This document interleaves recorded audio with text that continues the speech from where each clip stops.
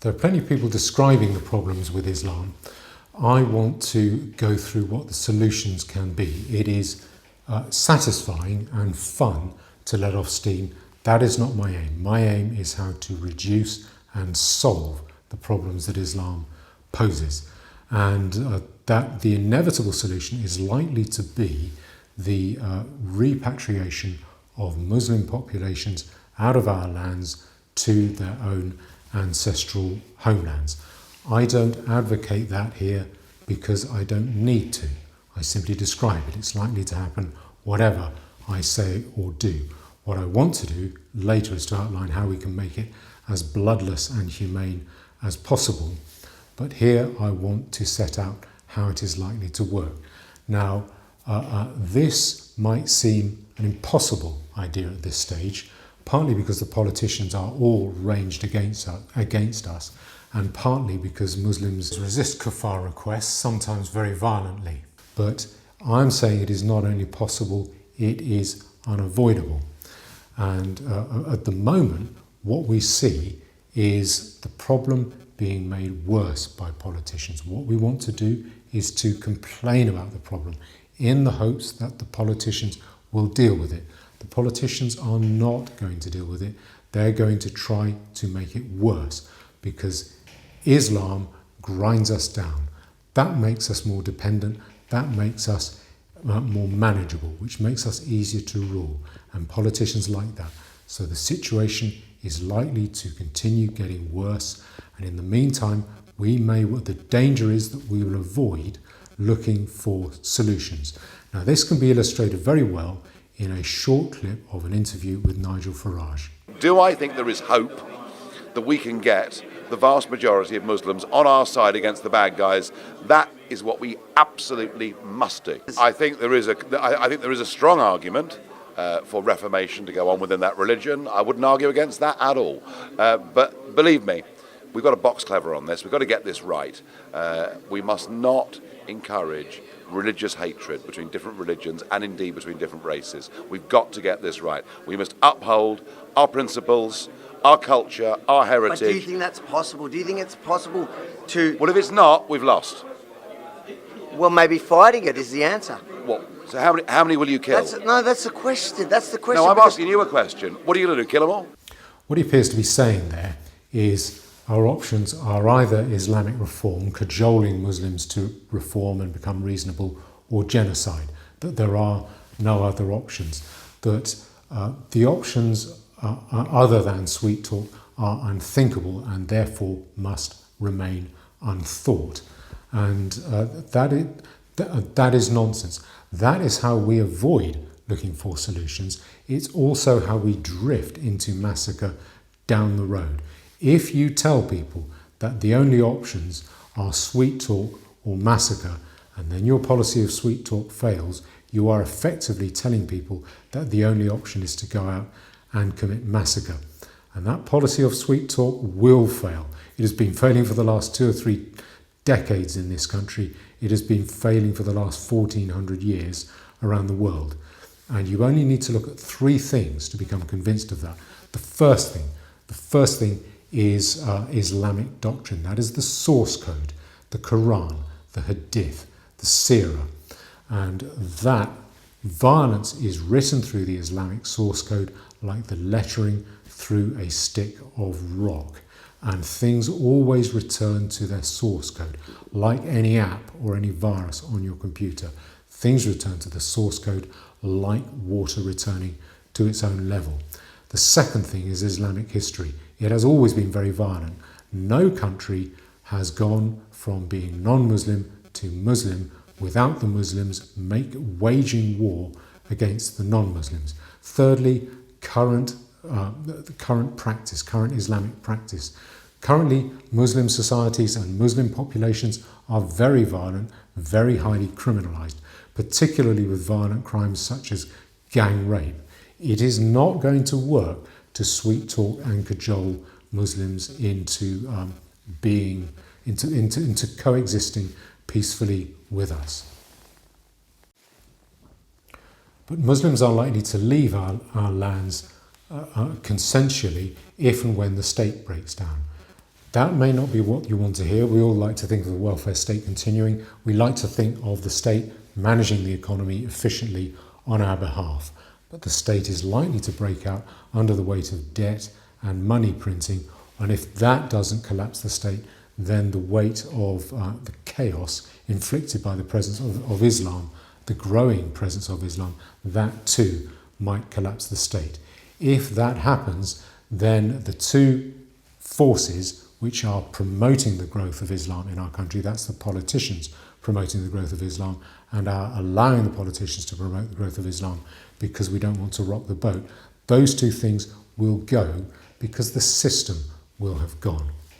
Now, if you want to see how the state is likely to collapse financially, I only need to show you one chart.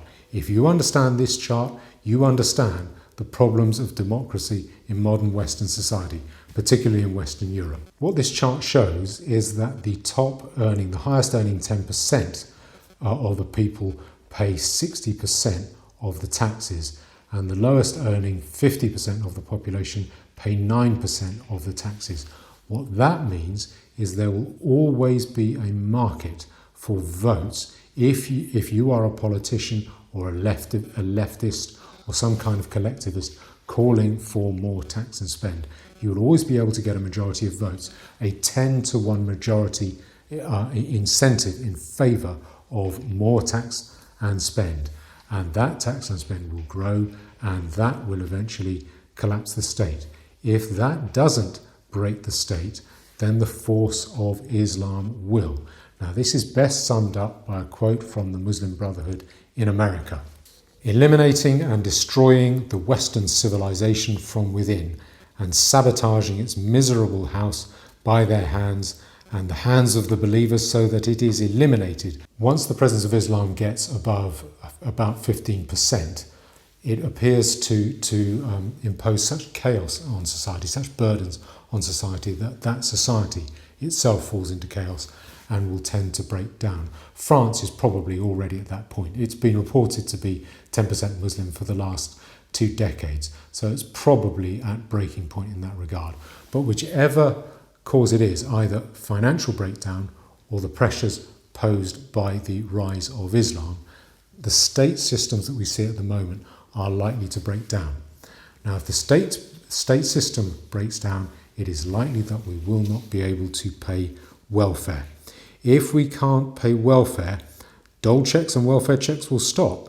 And if they stop coming, there will be riots and disorder. If there are riots and civil disorder, then state authority will break down. If state authority breaks down, the state will go even more broke and the welfare state will stop completely, and so on. In such disorder, society is likely to settle out along ethnic lines. If society settles out along ethnic lines, the division between Muslim and non-Muslim areas is likely to formalise and harden. If the division between Muslim and non-Muslim areas formalises and hardens, the Muslim areas are likely to resort to the more ferocious forms of Islamic Sharia enforcement, and they will declare UDI Sharia zones. If Islamic areas declare UDI Sharia zones and resort to fierce methods of enforcement, the Muslim-English divide will harden further, and so on. In that situation, it will seem as though we have lost, but in reality, that is the point at which we will have won. If the state breaks down, people will still have a need for law and order, but if the state can't provide it, people will seek to provide it for themselves voluntarily. And what that will mean is that in one way or another, separate legal systems will evolve in the Muslim areas and in the non-Muslim areas. In the non-Muslim areas, those legal systems are likely to be voluntary, ones that you join by voting with your feet. And think about it, which non-Muslim would choose to join a system of law, a legal system, a system of law and order, which allows the practice of Islam within it? Nobody will have any incentive to do so because Islam, the presence of Islam, provides so much harm to your society and so little benefit. But let's suppose there still are a lot of people who are willing to tolerate the presence and practice of Islam within their own system and to live alongside it. Let's suppose 50% of the population are willing to do that. That might seem okay, but the problem will be that the concentration of Muslims, the ratio of Muslims to non-Muslims, will double. And a lot of those people who thought that the presence of Islam was okay will suddenly find that the increased confidence and the increased aggression of the Muslim part of the population, because of the increased concentration of Muslims, that will cause non-Muslims to want to leave the areas where Islam is permitted. And so you will find, so suppose half those people then say, I want to leave this area, this system which allows Islam to be practiced.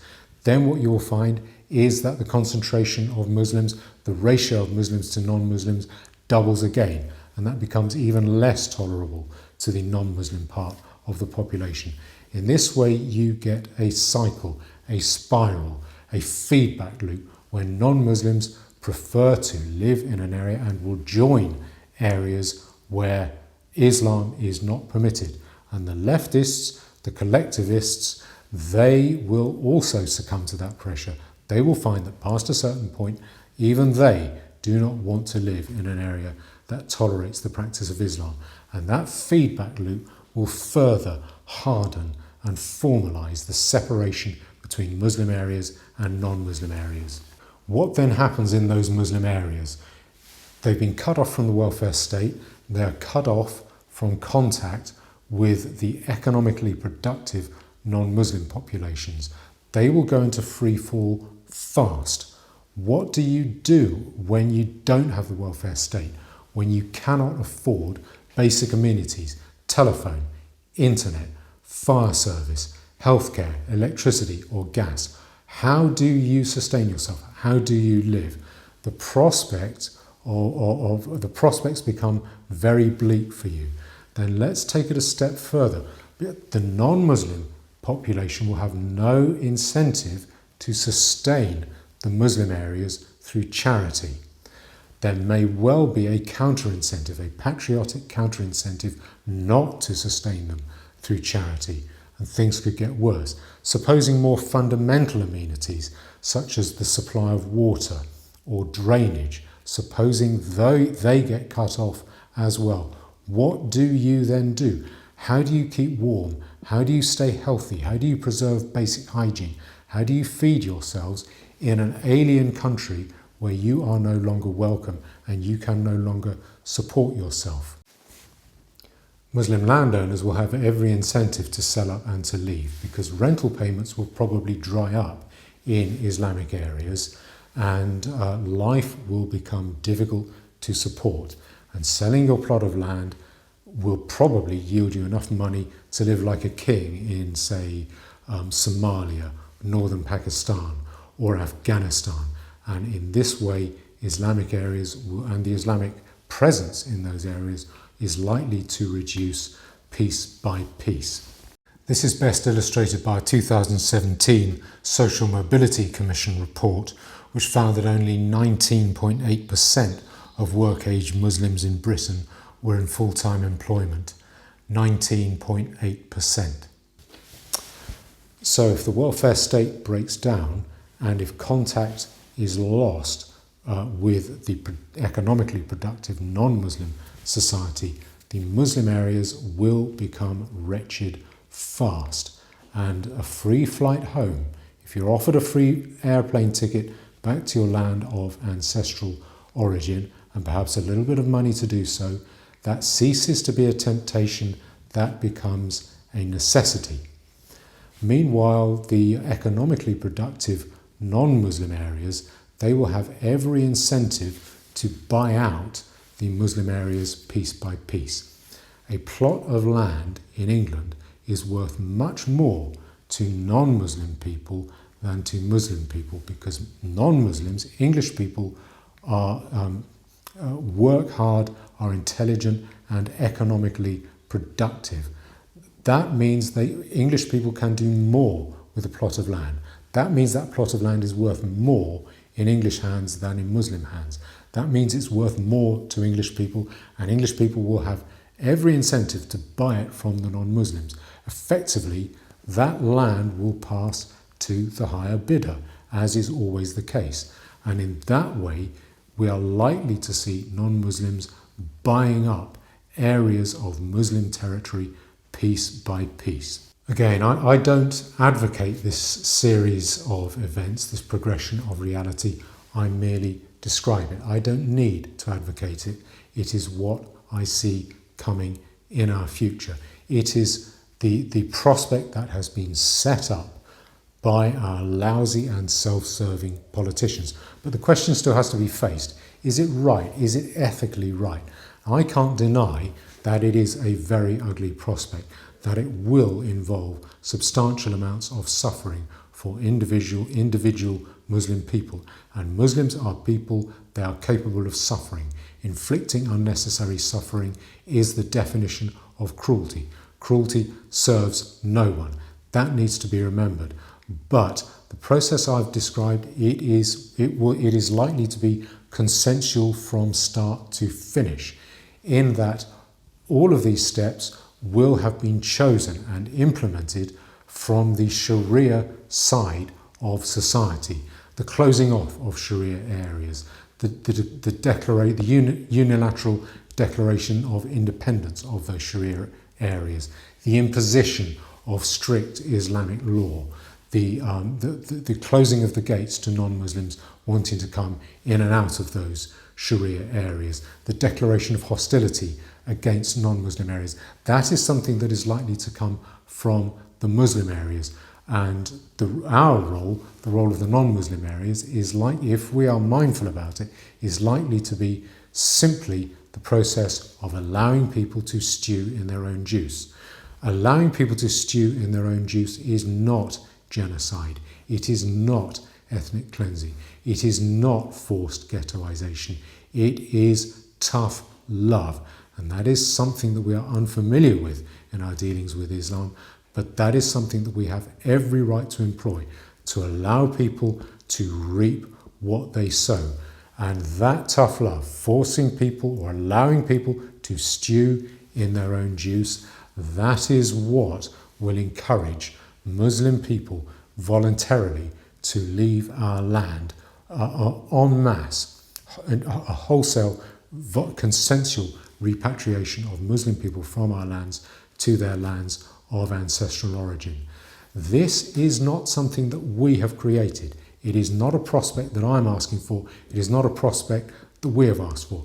It is a prospect that our politicians have created, that leftists and collectivists everywhere have created and are creating, by calling for more government spending at every turn, which is likely to collapse the economy, by calling for more and more unassimilable immigration, particularly Islamic immigration, which we can't integrate and which will create these problems which have to be dealt with and that we have to deal with humanely. So the question is, what do we do to make sure that we deal with this situation humanely? The main thing we need to do, if we get such a breakdown, is to make sure that we have access to a system of law, that there is a set of laws that we can use even without the state authority. Some kind of voluntary system of law that we can use, a little bit like a club, where everyone agrees to submit to a system of law in their dealings with each other. I've written a system of law with this prospect in mind, in order to preserve law, to preserve order if the state goes down. You can use it. I put the link here and I'll put it in the description below this video. It will be necessary if the state goes down to maintain law and order quickly. If we don't, we will probably find ourselves at each other's throats. We will probably find ourselves persecuting Jews. That is unacceptable under any circumstances. That is a litmus test. What we need to do is to make sure that we retain the law and that law is morally justified, and that then enables us to behave in an orderly and controlled way, and that in turn allows us to let Muslim areas stew in their own juice, and eventually repatriate themselves consensually. And in that way, we will reach a solution of the problem of Islam in our own societies.